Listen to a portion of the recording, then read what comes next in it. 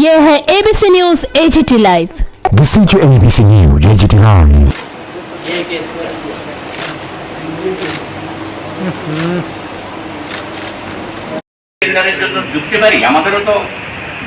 আমাদের দাবি হলো ওটা কি করবে, রাজ্য সরকারগুলো বাধ্য হয়েই তারা গ্লোবাল টেন্ডার করে নিজস্ব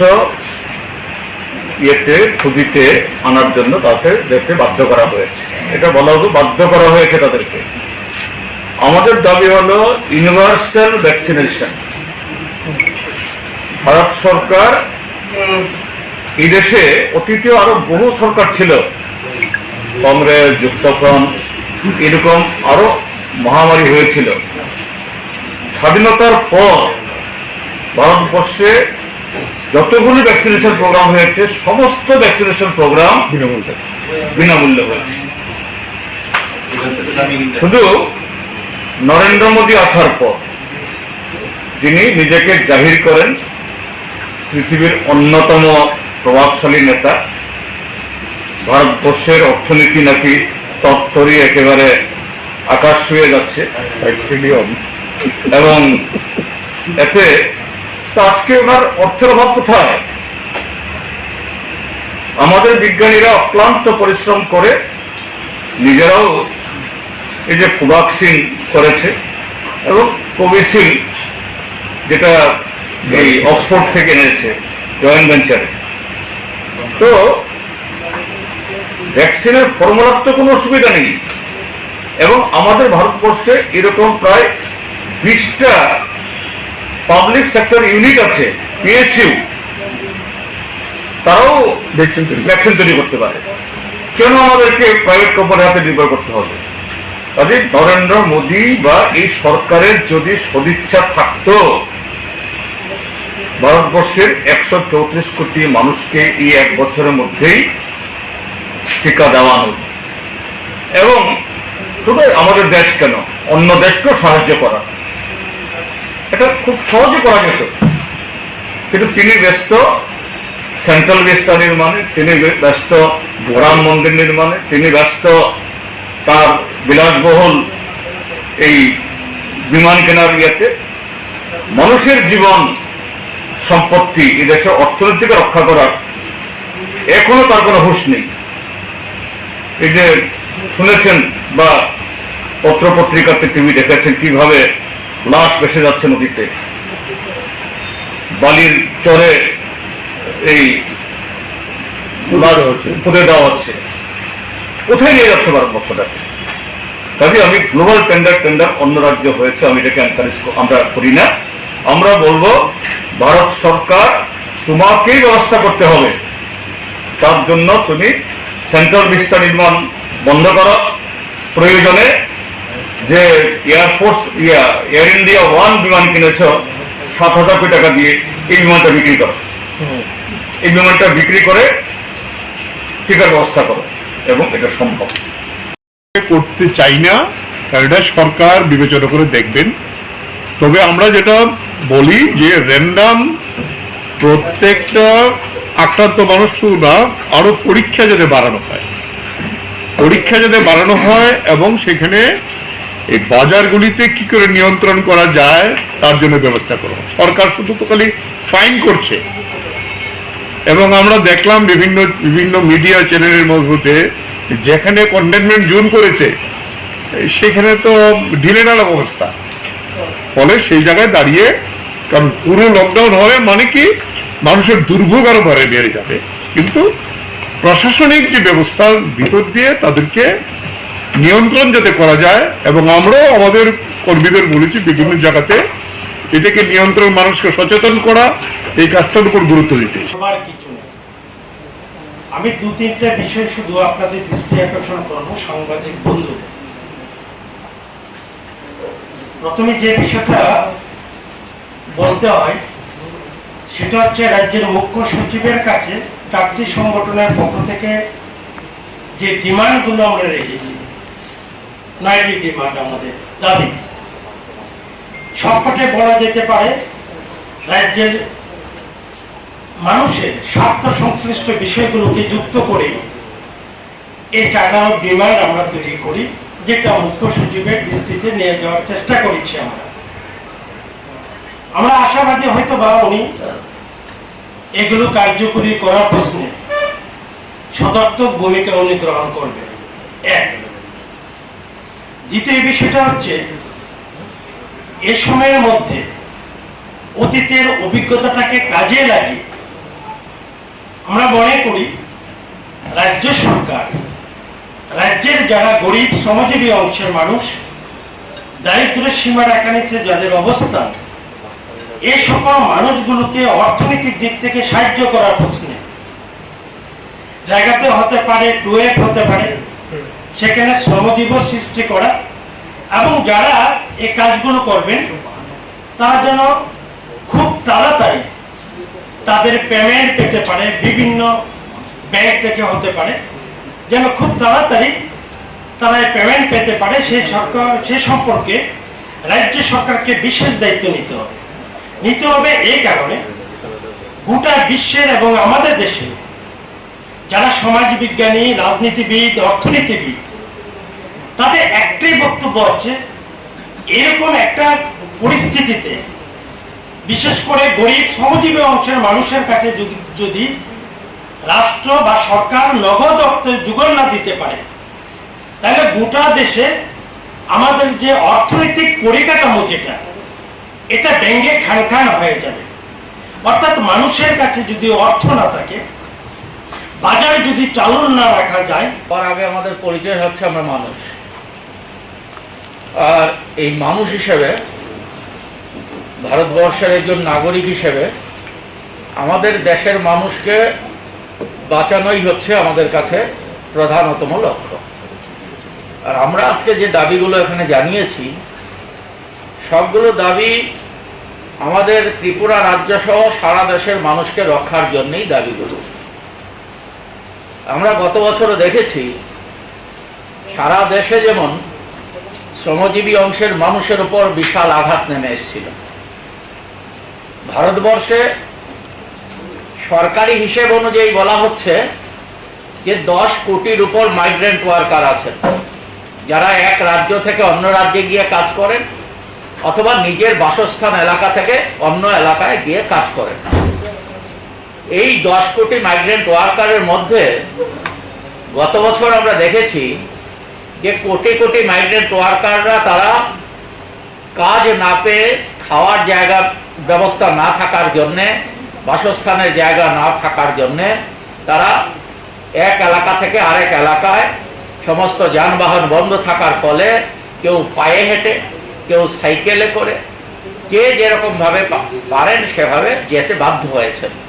এবং তাতে অসংখ্য মাইগ্রেন্ট ওয়ার্কার রাস্তায়, আপনারা দেখেছেন, কেউ রেল লাইনের নিচে খণ্ড বিখণ্ডিত দেহ তার পড়েছিল, রেল চলে গেছে, কেউ হয়তো সেখানে গাড়ির নিচে পড়েছেন, কেউ হয়তো সাইকেলে যেতে সেখানে আক্রান্ত হয়েছেন, আহত হয়েছেন বিভিন্নভাবে। তো এই অবস্থায় তাদের না ছিল খাবারের ব্যবস্থা, না ছিল থাকার ব্যবস্থা। পরবর্তী সময়ে সরকার যে ব্যবস্থা গ্রহণ করে তাতে ছিটে ফুটে ব্যবস্থা করা হয়, কিন্তু সমস্ত অংশের শ্রমিকদের জন্য প্রধানমন্ত্রী ঘোষণা করেছিলেন যেদিন তিনি লকডাউন ঘোষণা করেন, যে মালিকরা যাতে সমস্ত অংশের শ্রমিকদের এই লকডাউনকালীন সময়ে মজুরির ব্যবস্থা করে। কিন্তু আমরা দেখেছি যে 20% শ্রমিকের জন্য ব্যবস্থা হয়নি সারা দেশে। তাহলে এই অবস্থার মধ্যে আজকে সারা দেশে পুরোপুরি লকডাউন ঘোষণা না হলে পরও ভারতবর্ষের একটা ভালো সংখ্যক রাজ্যে লকডাউন চলছে। দক্ষিণ ভারতে আপনার কেরালায়, তামিলনাড়ুতে, অন্ধ্রপ্রদেশে, কর্ণাটকে একটা ভালো এলাকায়, সেখানে সারা রাজ্যে কোথাও কোথাও একটা ভালো এলাকায় লকডাউন চলছে। উত্তর ভারতে রাজস্থান, উত্তরপ্রদেশ, দিল্লি, এই সমস্ত রাজ্যে চলছে। আমাদের পার্শ্ববর্তী আসামে লকডাউন চলছে।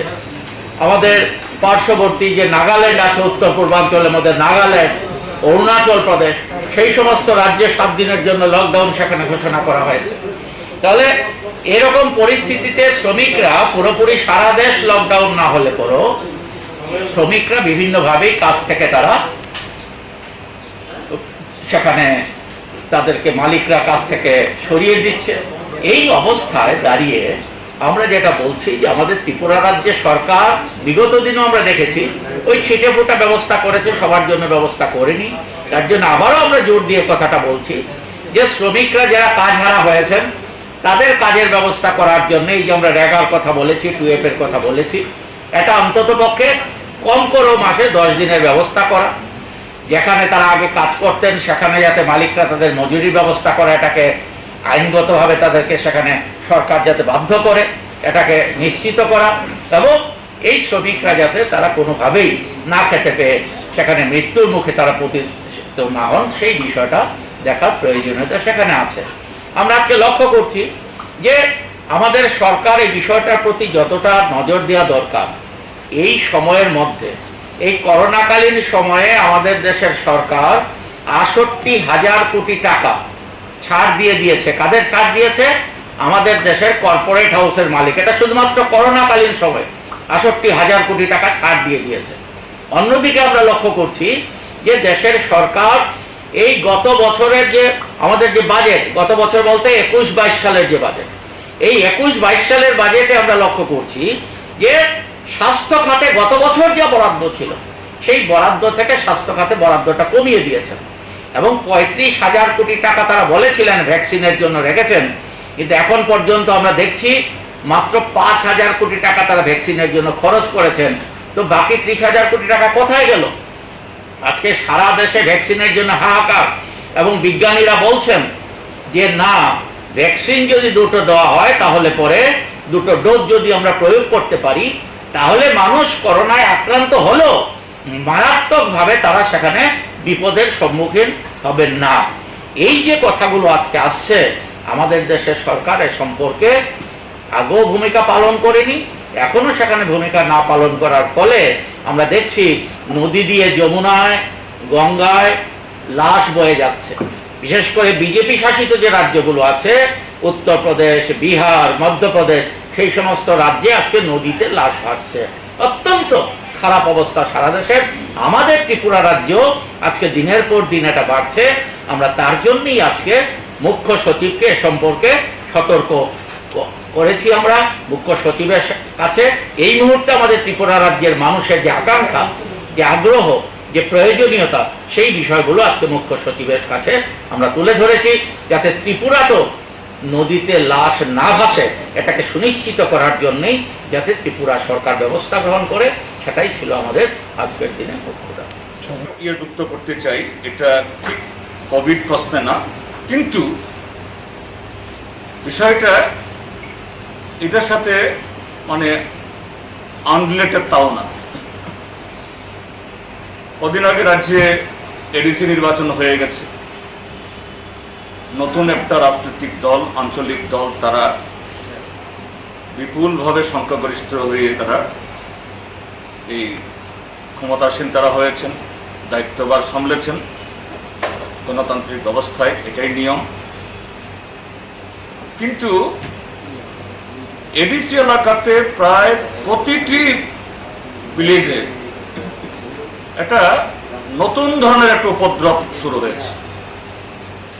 উপদ্রবটা কি? যে এডিসির একেবারে সবচেয়ে মানে নিচের যে কাঠামো ভিলেজ কমিটি, তার মেয়াদ শেষ হয়েছে গত মার্চ মাসে। যেহেতু এডিসি নির্বাচনটাও 1 বছর পরে হয়েছে, সবটা মিলিয়ে নির্বাচন কমিশন বা রাজ্য সরকার আগের থেকে প্রস্তুতি নেয়নি। ভিলেজ কমিটির তার মেয়াদ থাকা অবস্থাতেই তারও নির্বাচন হওয়া দরকার ছিল, এটা করেনি, বা এখনো সরকারের তরফ থেকে করার জন্য কোন ধরনের প্রস্তুতি আছে বলে আমরা দেখছি না। কিন্তু এই অবস্থায় ভিলেজ কমিটিগুলো যখন এখন নির্বাচিত প্রতিনিধি শূন্য, সেখানে শাসক দল বিজেপি এবং আইপিএফটি জোট, রাজ্যের শাসক দল, কিভাবে অন্যান্য ক্ষেত্রে যেরকম ভাবে সংবিধান বহির্ভূত শক্তি, পেশি শক্তির মাধ্যমে প্রায় জবরদস্তি করে সবকিছু এই লুট করছে, এই ভিলেজ কমিটির মেয়াদ শেষ হওয়ার পরেই ভিলেজ কমিটি অফিসগুলো বিজেপির আশ্রিত কিছু লোক এগুলো দখল করে বসে আছে। তাদের নির্দেশে মাস্টার রোল করতে হবে, তাদের নির্দেশেই নতুন স্কিম তৈরি করতে হবে। এরা কেউ কাজ করবে না। একটা ওয়ার্ডে 20, 25, 30 জন, 40 জন এদেরকে মাস্টার রোলের নাম ঢুকাতে হবে, এদের নামে এলাকার টাকা ঢুকাতে হবে। দেখা যায় যারা কাজ করছেন তারা মজুরি পায় না, তাদের নামে মেন্ডেস তৈরি হয় না। আর এই সংবিধান বহির্ভূত অনির্বাচিত এই সমস্ত লোকগুলো বেশিরভাগ মেন্ডেস নেই, এমনিতেই কাজ নেই, এরা লুটে নিয়ে যাচ্ছে। এডিসি এলাকাতে প্রকৃত গরিব মানুষ কিছু কাজ পাচ্ছে না, এটা অভাব। এখন ত্রিপুরা মথা যখন এই খুমুলুং দখল করলো, স্বাভাবিক এরা চাইবে ভিলেজে কর্তৃত্ব করার জন্য, যেহেতু নির্বাচিত নেই, এই কমিটি নেই, নির্বাচিত ভিলেজ কমিটি নেই। এখন প্রায় প্রতিদিন ভিলেজে ত্রিপুরা মথা আর বিজেপি আইপিএফটির এই ঠেঙ্গারি বাহিনীর যুদ্ধ। সেদিন সাবরুমের বাগমারা, চালতা বনকুল এরকম বেশ কয়েকটা জায়গাতে হয়েছে। পরদিনে আবার সাবরুম মহকুমার 7 ব্লকে হয়েছে। এই উত্তরে হচ্ছে, খোয়াইয়ে হচ্ছে। আমাদের আপিল থাকবে 4টা সংগঠনের তরফ থেকে। প্রথমত এই 2টা প্রশাসনের কাছে, রাজ্য সরকারের কাছেও, আর এডিসির যে এখন যারা আছেন শাসনে তাদের কাছে এগুলি বন্ধ হোক। ভিলেজ কমিটিতে যে টাকা যায় যত সরকারের টাকা, জনগণের টাকা। নির্বাচিত কমিটির অনুপস্থিতিতে সেখানে ভিলেজ সেক্রেটারি আছে, জিআরএস আছে। যতদিন না নির্বাচিত কমিটি আসবে তারা কাজ করবে। কিন্তু ভিলেজ কমিটির দখলের নামে যেরকম একটা রক্তাক্ত সংঘর্ষ হচ্ছে, এটা উভয় দলের তরফ থেকেই এটাকে প্রশমিত করার জন্য, ভিলেজে শান্তি স্থাপনের জন্য এবং আইনের শাসন প্রতিষ্ঠার জন্য এই উদ্যোগ গ্রহণ করা দরকার। এই দুটি দলের কোনোটাই যে আইনকে তারা অনুসরণ করছেন না, গায়ের জোরে প্রায় সরকারি অর্থ লুট করার একটা প্রতিযোগিতা শুরু হয়েছে। এবং এই ক্ষেত্রেতে বিজেপি আইপিএফটি, তারা রাজ্য সরকার, তাদের তরফ থেকেই এই উদ্যোগটা গ্রহণ করা দরকার এবং এডিসি গ্রহণ করা দরকার। আমি এই কয়েকটা বিষয়ে এখানে যোগ করলাম। মাননীয় সম্মানিত যে মুখ্য সচিব, তার কাছে আমি চিঠি দিয়েছি। আমরা ডেপুটেশনও চাইতে পারতাম, যেহেতু কোভিড পরিস্থিতি এবং আগরতলা শহর, এটার একটা ভয়ঙ্কর একটা পরিস্থিতি এখানে তৈরি হয়েছে। কাজে এই জায়গায় গিয়ে মুখ্য সচিব, প্রশাসনের কেন্দ্রবিন্দু, নিশ্চয়ই তার দপ্তর ব্যস্ত থাকে, বহু লোকের আনাগোনা, আমরা সেখানে গিয়ে ভিড় করছি না। আমরা ইমেলে এবং বাই পোস্ট আমাদের বক্তব্য আমরা পাঠিয়েছি। এবং এই যে ডিমান্ডগুলো উপস্থিত করতে গিয়ে আমরা ওনাকে বলেছি যে আমরা যখন আপনার শরণাপন্ন হতে বাধ্য হচ্ছি, মুখ্য সচিব মানে সরকারের মানে তার দৃষ্টি আকর্ষণ করার জন্য, এবং তাকে স্মরণ করে দিয়েছি যে গেল বছর এরকম সময়েতে শুধু ত্রিপুরার জেলা, দেশব্যাপী কি ধরনের অচল অবস্থা তৈরি হয়েছিল। হঠাৎ করে যে কোনো বলা নেই, কওয়া নেই, প্রস্তুতি নেই, 4 ঘন্টার নোটিশে যে লকডাউন এই দেশের কোটি কোটি মানুষকে বিপদে ফেলেছিল। এবং আমরা ত্রিপুরা রাজ্য যেহেতু একটা দূরবর্তী একটা জায়গায় অবস্থিত, যোগাযোগ বিচ্ছিন্ন, আমাদের অবস্থা আরো করুণ হয়েছিল। তো আমরা আমাদের দাবিগুলো তোলার আগে ওটা আমরা মনে করিয়েছি। এবং যাই হোক, গতবার এটা নতুন পরিস্থিতি ছিল, আমাদের আগে এরকম ভাইরাসে আক্রান্ত হতে হয়নি, ভ্যাকসিন ছিল না, এরকম একদম শুধু রাজ্য বা দেশব্যাপী না, সারা পৃথিবীব্যাপী একটা ভাইরাস যেরকম লন্ডভন্ড করেছে, নতুন। কিন্তু এইবার এটা নতুন পরিস্থিতি, এই যে সেকেন্ড ওয়েভ তৈরি হলো, এটা নতুন না। আমরা প্রথম ওয়েভ যখন শুরু হয়েছিল, সেই জন্য এটাকে মোকাবেলা করার জন্য মানুষ না চাইলেও বা এটা ঠিক সেরকম প্রয়োজন না হলেও লকডাউন যাতে করা দরকার ছিল, এটা একটু অন্যভাবে করতে পারতো, হয়েছে। এবং কেন লকডাউন? যাতে রোগ না ছড়ায়, সরকার যাতে সময় পায় তার প্রস্তুতির জন্য, এই যে খাওয়া দাওয়া, ওষুধপত্র থেকে সবকিছু। তাহলে এই 1 বছরের মধ্যে তো ভারত সরকার এবং রাজ্য সরকার তারা এখন অভিজ্ঞ, এবং এই সময়তে আমাদের যাবতীয় প্রস্তুতি থাকার কথা। কিন্তু দুর্ভাগ্যের যে সেকেন্ড ওয়েভ প্রথম ওয়েভের চেয়ে আরো ভয়ঙ্করভাবে, আরো মারাত্মকভাবে এটা শুরু হয়েছে। এখন সারা পৃথিবীতে আক্রান্ত মানুষের তালিকায় আমরা ভারতবর্ষ দ্বিতীয়, এবং আর অল্প কদিনের মধ্যেই আমাদের আশঙ্কা আমেরিকাকে ছাড়িয়ে যাবে। আর মৃত্যুর তালিকাতেও আমরা এখন আমেরিকা এবং ব্রাজিলের পরে আমরা আছি।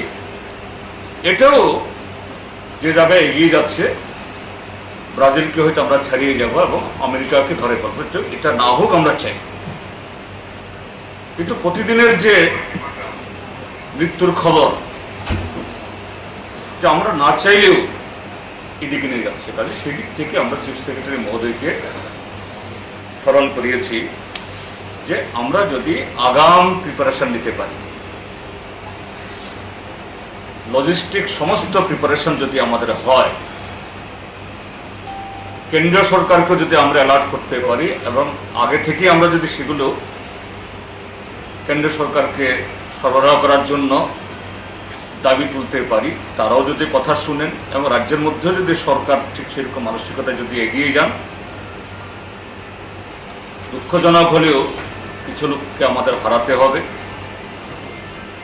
এবং আক্রান্ত হতে হবে, কিন্তু তার সংখ্যাটা এটা অনেক কম থাকবে। এই জন্যই 9 দফা দাবি আমরা করেছি। জুমিয়ার প্রশ্ন এটাও, কারণ মানুষের যদি ইমিউন থাকে, শরীরে যদি খাদ্য থাকে, তাহলেই সে কাজ করতে পারবে, তাহলে সে রোগ প্রতিরোধ করতে পারবে। এই জন্যই আমাদের 8 নম্বর দাবিটা আমরা করেছি। এবং এই জায়গাতে কবিতা মিস করেছেন, একটা দাবি আমাদের আছে যে আমাদের সরকারের প্রত্যেক দপ্তরেই বহু শূন্যপদ আছে। ঠিক আছে, আমরা পিডব্লিউডি বা ওই পুলিশ, এদের কালকেই ভ্যাকান্সিগুলো পূরণ করতে হবে আমরা বলছি না, কারণ এটা জরুরি হলেও সেরকম জরুরি না। কিন্তু আজকে হেলথ হাসপাতালগুলোতে পর্যাপ্ত সংখ্যক ডাক্তার নাই, নার্স নাই, প্যারামেডিক নাই, তাছাড়া আরো অনেক এই স্বাস্থ্যের কাজ করতে গেলে আরো নানা পদ আছে নাই, সাফাই কর্মী নাই। এগুলো কেন পূরণ করা হবে না। আর এই মুহূর্তে মানুষ যখন মারা যাচ্ছে, মুমূর্ষু রোগী কাতরাচ্ছে, তখন আমরা এই নতুন পদ সৃষ্টি না করতে পারলেও শূন্য পদ পূরণ করব না, এটা তো ওই যে নিরুর যখন নগর পড়ছে তখন বেহালা বাজানোর মতো অবস্থা। এবং আমরা কিছু কিছু মন্ত্রীর তাদের আদব কায়দা চলাফেরার মধ্যে আমরা তাই দেখি। বুঝলি, এটা সারা রাজ্যের মানুষেরও এটা দাবি, তারা চাইছে। আমরা চাইছি যে দ্রুততার সাথে এই শূন্য পদগুলো পূরণ করা হোক, এবং শুধু জেলা সদর না, কিছু কিছু এরকম দূরবর্তী মহকুমা যেমন কাঞ্চনপুর, লংথরাইবেলি, গন্ডাছড়া, করবুক, এরকম মহকুমাগুলোতেও সেখানে এই কোভিড সেন্টার খোলা হোক এবং সেখানে পর্যাপ্ত স্বাস্থ্যকর্মী অর্থাৎ ডাক্তার, নার্স, অন্যান্য, তার সাথে অক্সিজেন এবং আরও যা যা দরকার ওষুধপত্র, এগুলো যেন মজুদ থাকে। আমরা বলবো সর্বভারতীয় ক্ষেত্রে আপনারা জানেন যে দিল্লিতে 5টি সীমান্তে কৃষকরা আজকেও বসে আছে কোভিডের প্রতিকূল ইত্যাদি নিয়ে, এবং এই 3টি কৃষি আইন বাতিল করা, এই দাবি আমরা ছাড়ছি না। আগামী 26শে মে 6 মাসের পর আন্দোলন কিভাবে করা যায় পরিস্থিতির মধ্যে সেটাও লক্ষ্য করা হচ্ছে, সেটাও দেখা হচ্ছে। সংযুক্ত মোর্চা এবং আমাদের কেন্দ্রীয় ট্রেড ইউনিয়নগুলো বিভিন্ন সংগঠনের সঙ্গে যুক্ত হবে, আমরা এর সাপোর্টে আছি। আমাদের প্রতি যে ইনস্ট্রাকশন আসবে সেটা আমরা করব। এবং এই কৃষক আন্দোলন আজকে যে জায়গায় গেছে, গতকালকে দেখলাম তাড়াহুড়া করে প্রধানমন্ত্রী কৃষকদের টাকা দেবেন এখন হঠাৎ করে বলেছে, কিন্তু কৃষি আইন বাতিল করার যে দাবিটা, এটা তো মানছেন না। 44টা শ্রম কোডকে বাতিল করে মালিকদের স্বার্থে 4টা শ্রম কোড করেছে, এটা তো প্রত্যাহার করছেন না। এবং এই যে আমাদের দেশের এই যে পরিস্থিতি তৈরি হয়েছে, বিদ্যুৎ বেসরকারি হাতে দিয়ে দেওয়ার জন্য সিদ্ধান্ত করেছে। আমরা এই ডিমান্ড থাকবে, যদি পরিস্থিতি না হতো, যে সিদ্ধান্ত ছিল যে 26শে মে দিল্লিতে 20 লক্ষ লোকের জমায়েত করা, দিল্লিকে ঘেরাও করা জন্য। কিন্তু এখন এই পরিস্থিতি নির্ভর করছে যে কি সিদ্ধান্ত হয়। তবে এই আন্দোলন জারি থাকবে, এই আন্দোলন ভাঙা যাবে না যতদিন পর্যন্ত এই কৃষি আইন প্রত্যাহার না হয়, যতদিন পর্যন্ত শ্রম কোড 4টার যে আইন করে যা বাতিল না হয়, বিদ্যুৎ বিল বেসরকারীকরণে যে বাতিল না হয়। তাই এই বিষয়গুলো আপনাদের অবহিত করার জন্যই আমাদের এই 4টি সংগঠন যৌথভাবে আমরা চিফ সেক্রেটারিকে দিচ্ছি, এবং আমরা আমাদের সর্বস্তরে এই পরিস্থিতির মধ্যে আমরা ডেপুটেশন ইত্যাদি দিয়ে সরকারের দৃষ্টিতে নিয়ে গিয়ে আমরা কাজ করতে চাই। এইগুলো বক্তব্য। এখন আমাদের এই সংগঠনের মধ্যে আমাদের গণমুক্তি পরিষদের সভাপতি, তিনি কৃষক সভার আমাদের সর্বভারতীয় নেতৃত্ব, তাই কমরেড চৌধুরীর মধ্যে ঘোষণা হয়ে গেছে এবং এটা কন্টিনিউ করছে। এই পরিস্থিতিতে এটা আমাদের বলব, আমরা যেটা বলছি ইউনিভার্সাল ভ্যাকসিনেশন প্রোগ্রাম করতে হবে।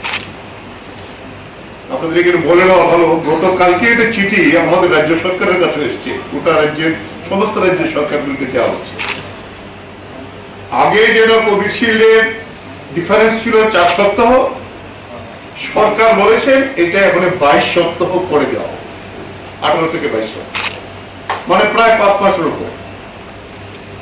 কারণ ভ্যাকসিন সরকার নিজে স্বীকার করেছে যে এই চিঠিতে আছে অনলি 3% ভ্যাকসিনেশন এখন পর্যন্ত ভারতবর্ষে হয়েছে। 1 বছর হয়ে গেল এই ঘটনা, ভ্যাকসিন বেরিয়েছে, এটাও বিভিন্ন দেশের যে অবস্থা তাতে অনেক বেশি কাভার করছে। আমরা বলছি এর জন্য কোনো পয়সা কারো কাছ থেকে নেওয়া যাবে না, এবং এটা করতে হবে। আমাদের রাজ্যের অবস্থা, যারা লিস্টেড হয়েছেন, যারা এন্ট্রি করেছেন, তারা গিয়ে সেন্টারগুলিতে ভ্যাকসিন পাচ্ছেন। এই বিষয়গুলো সিরিয়াসলি যাতে দেখা। আমরা কোভিড হসপিটাল প্রত্যেকটা জেলা কেন্দ্রে পর্যাপ্ত পরিমাণে বেড সহ করতে হবে। প্রত্যেকটা রিমোট সাব ডিভিশন, জেলা কেন্দ্রেও একটা সাব ডিভিশন থাকে, এটা ছাড়া প্রত্যেক সাব ডিভিশনে সেই ধরনের ফেসিলিটি এবং তার সমস্ত ডাক্তার, নার্স, প্যারামেডিক্যাল স্টাফ এদের সেই ব্যবস্থা করবে। এবং এই জায়গায় আমরা যেটা বলেছি, সমস্ত doctor, nurse, paramedical staff, health worker including স্যানিটেশনে যারা যুক্ত আছে, তাদের সবাইকে জরুরি ভিত্তিতে এই টিকাকরণ করতে হবে এবং এই বিষয়টা সিরিয়াসলি যাতে নেওয়া হয়। এবং এটা অলরেডি আইনে তারাও এই ডিমান্ডটা উপস্থাপিত করেছে। কোভিড রিলেটেড যে ট্রিটমেন্ট, এখানে তো গলা কাটার মতো আইএস হসপিটাল, আমাদের প্রাইভেট হসপিটাল, অন্যান্য যারা তো কিছু নেই। আমরা বলছি অনেক রাজ্য সরকার, কেরালা, তামিলনাড়ু, তারা সমস্ত চিকিৎসা বা সরকারি হোক বেসরকারি হোক তারা নিজেরা বহন করছে। আমাদের রাজ্যের মধ্যেও সরকারকে এটা ব্যবহার করতে হবে এবং আমরা সর্বভারতীয় ক্ষেত্রে এটা বলছি, এই বিষয়টা যাতে করা হয় ফ্রি অফ কস্টের সমস্ত কোভিড রিলেটেড ট্রিটমেন্ট। এই সময়ে যে আপনারা জানেন আমাদের জুমের সিজন, উপজাতি এলাকায় জুমের সিজন এবং আউশের সিজন। আমাদের রাজ্যের 3টা মহকুমাতে আউশ হয়, 3টা জেলাতে আউশ হয়, ধলাই, ঊনকোটি এবং উত্তর ত্রিপুরা। এই সমস্ত কৃষকদের বীজ এবং সমস্ত আনুষঙ্গিক যে সেটা ফ্রি অফ কস্ট দেওয়ার ব্যবস্থা করতে হবে, তাতে এডিসি কেও যুক্ত করতে হবে যাতে এই বিষয়টা নিশ্চিত করা যায়। এবং পানীয় জলের সংকট সর্বত্র শুরু হয়েছে। একটু আগে খবর পেলাম এই আগরতলা মিউনিসিপ্যালিটির মধ্যে প্রতাপগড়ে আজকে 10-12 দিন জল পায় না। এখানে স্বতঃস্ফূর্ত এলাকার মহিলারা রাস্তায় বসে গেছে, বিজেপি লোকেরা গিয়ে ধমকাচ্ছে যে কে অর্গানাইজ করেছে, কে বসে। কিন্তু মানুষ ধমকির কাছে এবং বিভিন্ন জায়গায় রাস্তায় বসছেন, মহিলাদের মূলত এর জন্য ভুক্তভোগী বেশি বসছে, যাতে এই কোনো কারসিটি না হয়। কারণ এখন মাত্র কয়েক ফসলা বৃষ্টি হয়েছে, কিন্তু সামনে জ্যৈষ্ঠ মাস আছে, ফলে সেই দিক থেকে জলের ক্রাইসিসটা প্রচন্ড। এই বিষয়গুলিকে ভিত্তি করি আমরা আমাদের রাজ্যের চিফ সেক্রেটারিকে চিঠিটা দিয়েছি এবং আমরা আমাদের সংগঠনের দিক থেকে আমরা সর্বত্র সিদ্ধান্ত নিয়েছি। আমরা প্রত্যেকটা জেলা শাসক, মহকুমা শাসক এবং বিডিওদের কাছে আমাদের প্রতিনিধিরা যাবেন, কারণ পরিস্থিতি যা তাতে প্রকাশ্যে কর্মসূচি আমরা নিতে পারছি না, নেওয়াটাও ঠিক হবে। এই ডেপুটেশন গুলো দেওয়া হবে, তথ্য সহ দেওয়া হবে বিভিন্ন জায়গাতে এবং আমাদের কর্মীদেরকে আমাদের বিভিন্ন জায়গার লোকাল স্তর পর্যন্ত নেতৃত্বকেও আমরা বলেছি যে এই আক্রান্ত মানুষের পাশে দাঁড়িয়ে তাকে কিভাবে আমরা সাহায্য করতে পারি। অনেক জায়গাতে মাস্ক, স্যানিটাইজার নেই, আমরা বিভিন্ন সংগঠন আমরা বিলি করার চেষ্টা করছি, এটা আমরা দেখব এবং আক্রান্ত রোগী যারা তাদের পাশে দাঁড়িয়ে তাদেরকে কিভাবে সাহায্য করা যায়। তার খাবার প্রয়োজন, যদি মিনিমাম ন্যূনতম কোনো ওষুধ লাগে সেটাও আমরা কি করে ব্যবস্থা করা যেতে পারে। শুধু আমরা সরকারকে বলবো না, আমাদের দায়িত্ব আমরা প্রতিপালন করার চেষ্টা করছি।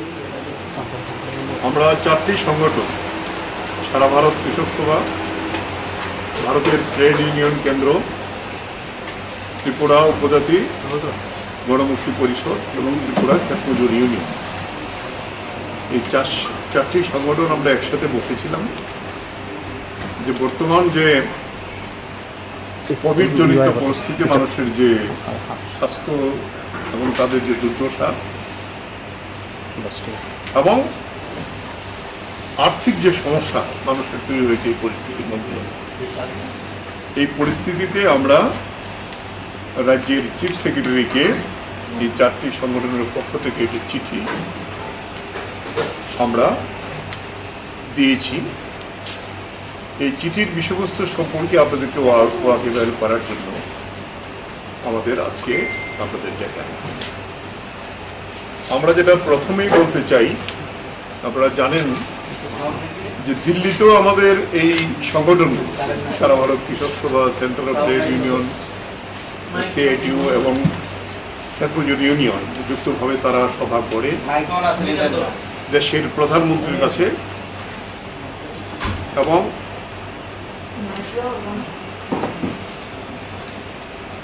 দেশের প্রধানমন্ত্রীর কাছে এই বিষয়গুলো উপস্থাপিত করেছেন।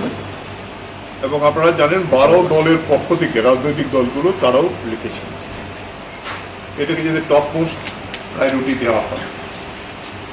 কিন্তু আমরা দেখছি